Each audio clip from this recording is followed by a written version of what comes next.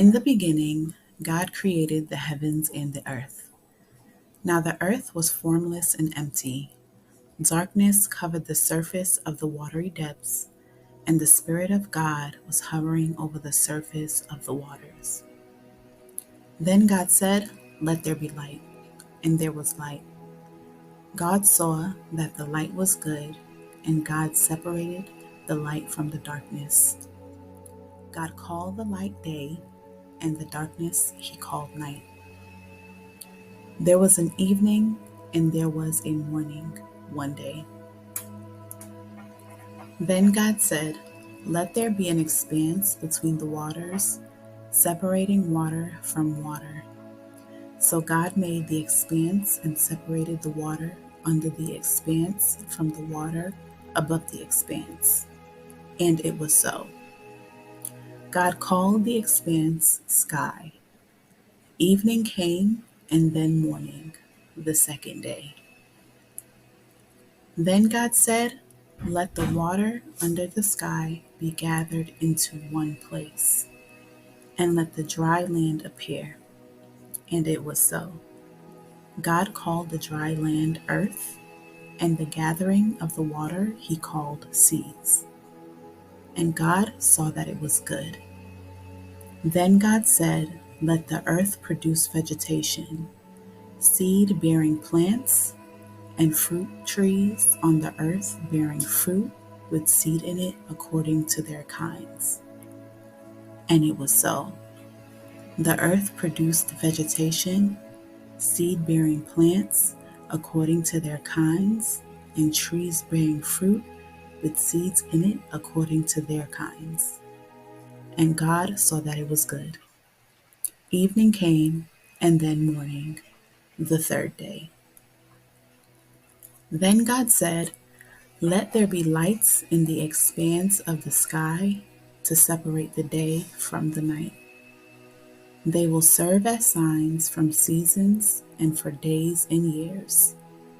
There will be lights in the expanse of the sky to provide light on the earth."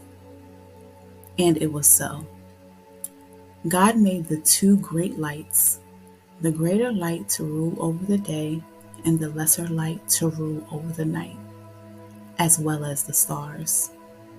God placed them in the expanse of the sky to provide light on the earth, to rule the day and the night, and to separate light from darkness.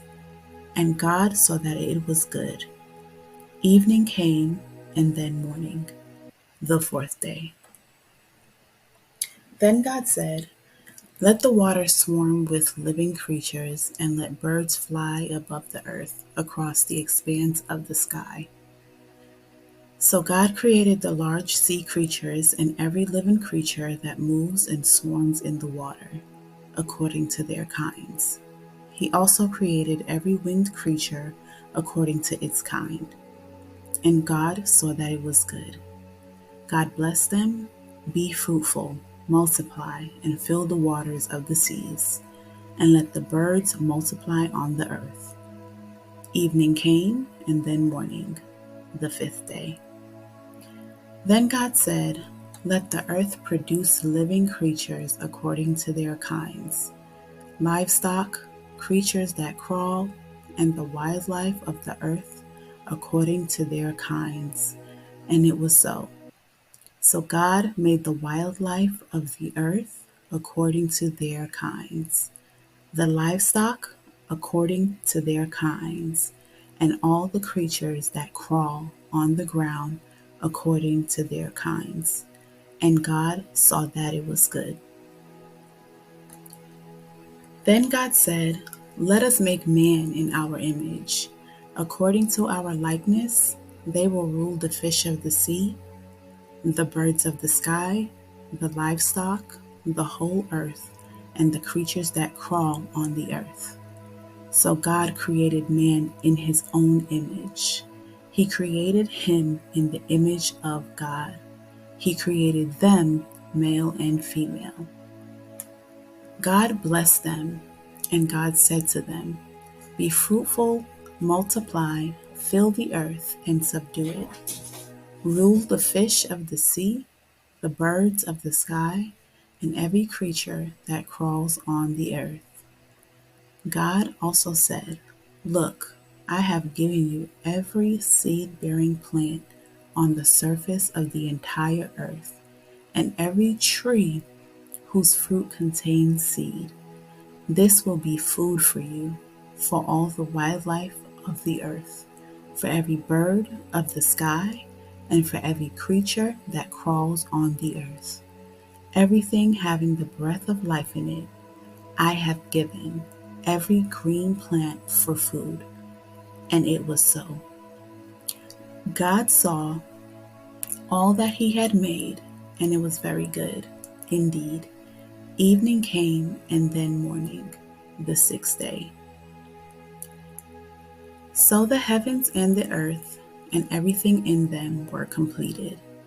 On the seventh day, God had completed his work that he had done, and he rested on the seventh day from all his work that he had done.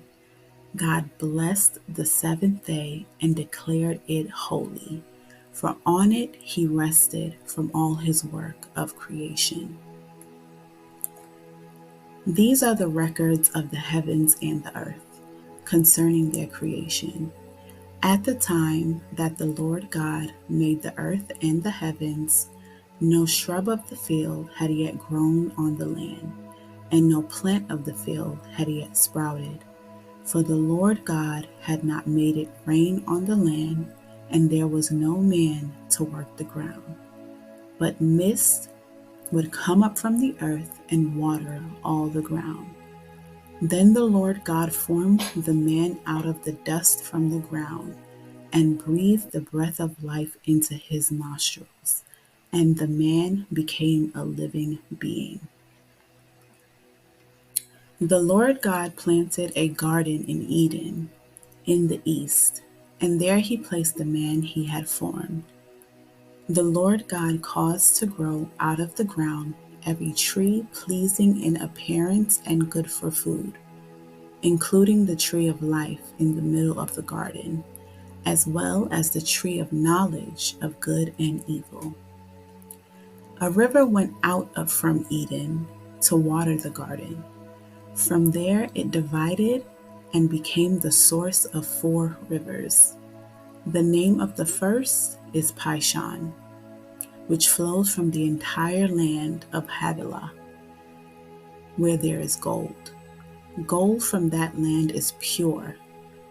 Beryl and onyx are also there.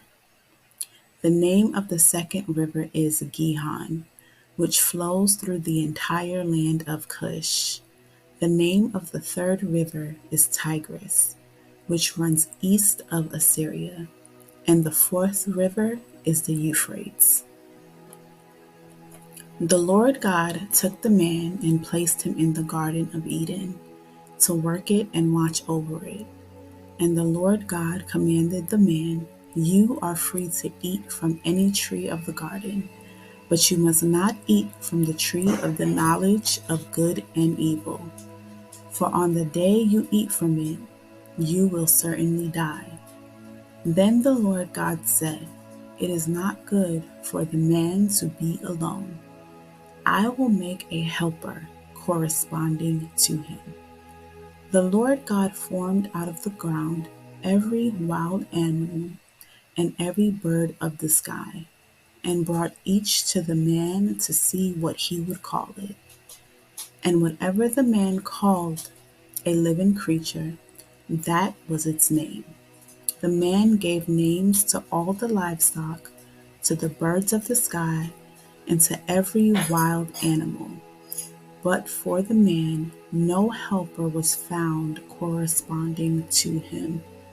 So the Lord God caused a deep sleep to come over the man, and he slept. God took one of his ribs and closed the flesh at that place. Then the Lord God made the rib he had taken from the man into a woman and brought her to the man.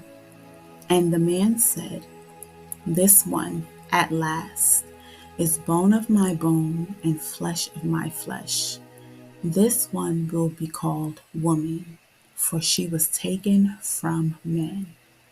This is why a man leaves his father and mother and bonds with his wife, and they became one flesh. Both the man and his wife were naked, yet felt no shame.